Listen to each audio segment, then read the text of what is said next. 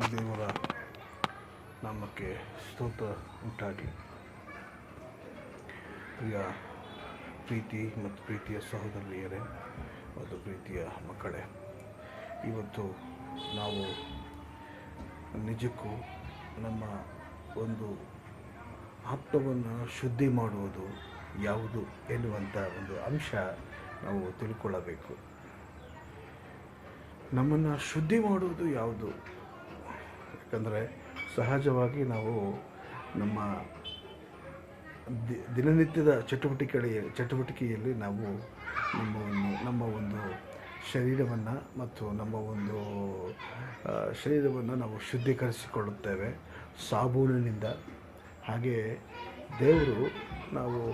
ದೇವರ ವಾಕ್ಯದಲ್ಲಿ ನಾವು ಗಮನಿಸುವಾಗ ಯೋಹನ ಬರೆದ ಸುವಾರ್ತೆ ಅದರ ಒಂದು 10ನೇ ಅಧ್ಯಾಯದಲ್ಲಿ 15ನೇ ಅಧ್ಯಾಯದಲ್ಲಿ ಅದರ 1 ಮತ್ತು 3ನೇ ವಚನದಲ್ಲಿ, ನಾನು ನಿಮಗೆ ಹೇಳಿದ ವಾಕ್ಯದ ದೆಸೆಯಿಂದ ನೀವೀಗ ಶುದ್ಧರಾಗಿದ್ದೀರಿ ಎಂಬುದಾಗಿ ಆತನ ವಾಕ್ಯ ನಮ್ಮೊಟ್ಟಿಗೆ ಪ್ರಸ್ತಾಪಿಸ್ತದೆ. ಆತನು ಹೇಳುವಂಥ ವಾಕ್ಯದಿಂದ ನಮ್ಮ ಆತ್ಮದಲ್ಲಿ ನಾವು ಶುದ್ಧರಾಗ್ತೇವೆ ಎಂದು ಆತನ ವಾಕ್ಯವು ಅಥವಾ ಆತನ ಸತ್ಯವೇದವು ನಮ್ಮೊಟ್ಟಿಗೆ ಪ್ರಸ್ತಾಪಿಸುವಂಥದ್ದಾಗಿದೆ.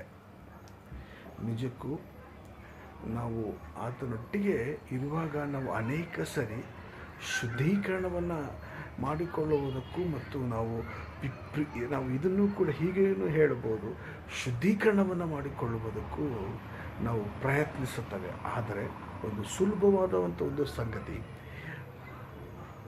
ದೇವರ ವಾಕ್ಯವನ್ನು ಕೇಳುವುದರಿಂದ ನೀನು ನಾನು ಶುದ್ಧರಾಗಿದ್ದೇವೆ.